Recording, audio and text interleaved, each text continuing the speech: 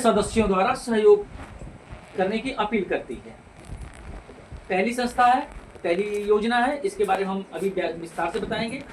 दूसरी योजना हमारी आती है कि जैसे बेटी विवाह कन्यादान योजना।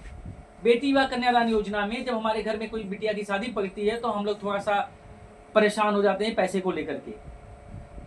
ऐसी शादियों में भी ये संस्थाएं आपको सहयोग करती है। जैसे मान लीजिए आपकी बिटिया की शादी पड़ गई, अभी आप लोग दहेजा कहाँ तक करते हैं चाचा?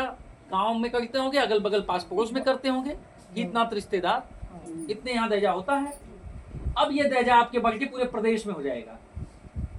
बिटिया की आपकी शादी पड़ेगी और वो वहां पे इलाहाबाद का बैठा हुआ बंदा है, आपके मोबाइल में पैसा डाल देगा। कितना डालेगा? 25 रुपया डालेगा, मात्र 25 रुपया डालेगा। ना तो आपकी मिठाई खाएगा, ना आपका कोई छोला खाएगा, ना आपके दरवाजे पे आएगा। वहीं से वो 25 रुपया आपके बिटिया की शादी में डाल देगा और मात्र 25 रुपया डाल करके हम आपको 5 लाख रुपया तक पहुंचा देंगे। मात्र 20,000 लोगों ने डाल दिया तो 25 से 5 लाख रुपया आपके खाते में पहुंच गया। ये 2 योजनाएं हैं, ठीक है। इसी 2 योजनाओं पे हम लोग काम करते हैं। दानदाता सेल्फ केयर टीम है। जैसा कि अगर इसमें से किसी के घर में या जानने वाला कोई सरकारी टीचर है, कोई हितनात रिश्तेदार गांवपुर में सरकारी टीचर कोई है? जानती हैं किसी को? जानते हैं साहब? जानते हैं आप? नहीं जानते हैं? चलिए, नहीं जानते तो किसी सरकारी टीचर से पूछ लीजिएगा। ये पूछिएगा बस कि सर ये बताइए कि आप लोग कोई ऐसा संस्था बनाए हैं कि जिसमें कोई टीचर की डेथ हो जाती है, मृत्यु हो जाती है, तो और टीचर उसमें सहयोग करते हैं? तो बोलेंगे हाँ। वो बोलेंगे हाँ, ऐसी चूंकि संस्था चल रही है। तो फिर पूछिएगा कि सर इस टाइम कितना पैसा आप दे रहे हैं और किसी मरने वाले की पत्नी को, नामनी को कितना पैसा जाता है। तो आज के डेट में बताएंगे कि आज मैं 15.5 रुपए दे रहा हूं और मरने वाले टीचर की पत्नी के खाते में जाता है 55 लाख रुपए। कितना जाता है? 55 लाख रुपए। देता कितना है? 15.5 रुपया। 15.5 रुपया एक व्यक्ति के देने से उस टीचर की पत्नी के खाते में 55 लाख रुपए जाता है। हमारी संस्था 2000 की है। वो शुरुआत में वो लोग 200 रुपया दान लेते थे। जैसे जैसे संख्या बढ़ती गई, दान कम होता गया, दान कम होता गया, दान कम होता गया। आज के डेट में अगर हम 200 रुपया दान लेते हैं तो 4 लाख रुपया हमारी संस्था में किसी की डेथ हो जाए तो 4 लाख रुपया हम देने की स्थिति में है। अगर 100 रुपया दान लेते हैं तो 2 लाख रुपया देने की स्थिति में हम हैं। इसमें कौन व्यक्ति जुड़ सकता है?